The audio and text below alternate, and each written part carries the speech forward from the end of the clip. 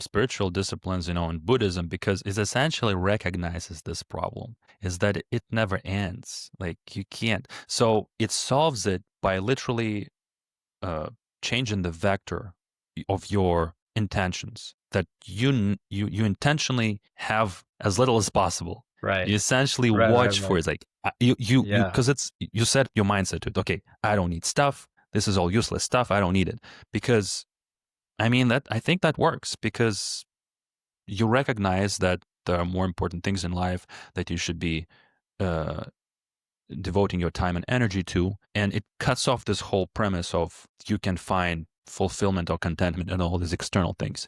Because I know they can bring some of it to an extent, but as we talked about this before, it doesn't last long, and eventually it's run its course. Um, I'll give you another example. Like these are all the same kind of topics that pop up. But I had somebody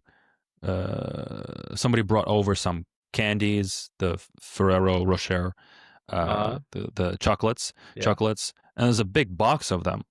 And like I haven't had them in a long time. And so now I had them and they're there. I had some with my tea. I was like, oh my God, it's delicious. Couple days later, I can't stand them, dude. I'm like, what? I want this stuff. It was incredible how fast it changed. I was like, whoa.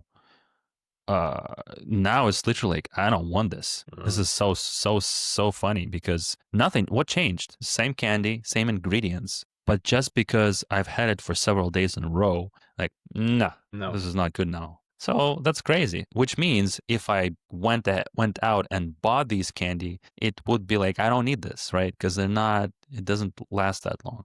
It's that, or like you literally need to pace yourself and have like one once a month, which is, Yeah. now you have to manage that. So I See, think it's the that's the right, thing.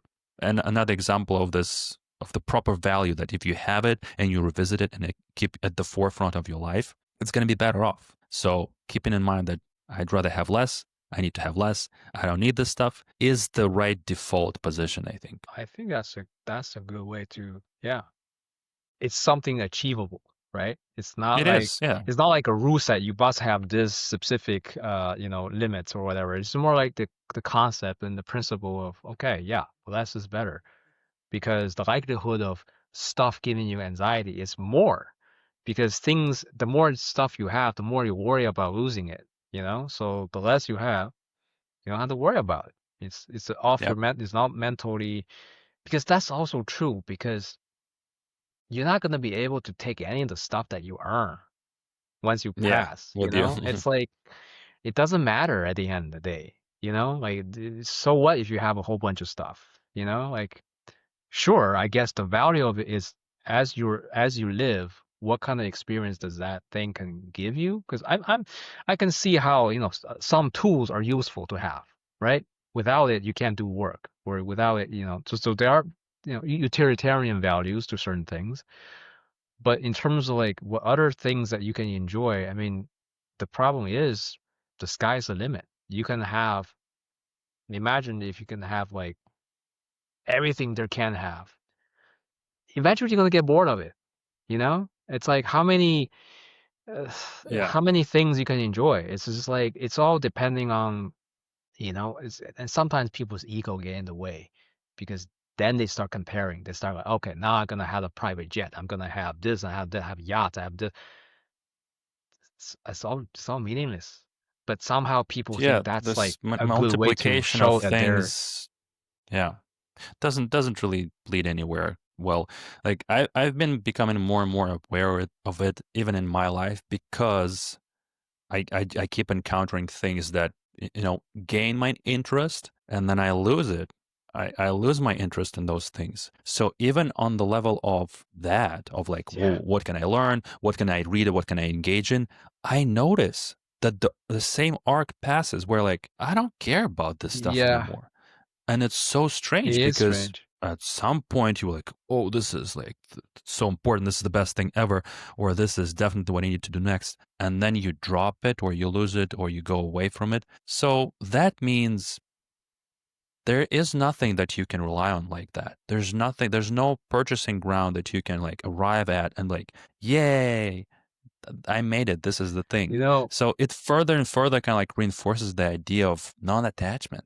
There's nothing yeah. you can cling to. It's not possible. I, So might as well not I, do I it. s- I see this all the time in my job because there are times where I do jobs where I just throw things away. People need to remove all No. this stuff.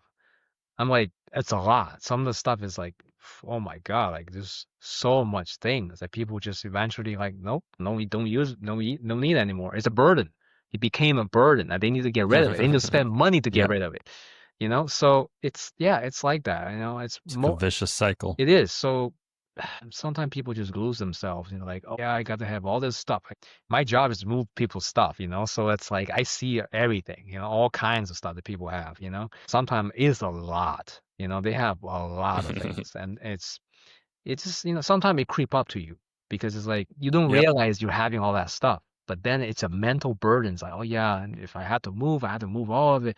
Everybody complain about moving. They don't like moving because it's too much stuff. You gotta pack it together, ship it out to another location. So see all the time. Yeah. So for my own kind of mental health, I'm trying to just reduce because like I don't want to think Keep it about it. decluttered. Yeah, I don't want to think about it. It's more because you can do with a lot less. I think a lot of times people had this mentality, oh, I must have this, I must have that. But sometimes it's a double-edged sword because these things, these technologies, these tools, these kind of things that we buy, you can't argue that it's not making your life better. They do. To a certain extent, they do. But you kind of have to gauge how much it provides comfort because too much comfort is a bad thing, right? Just as Mm. too much hardship can also be a bad thing for your health.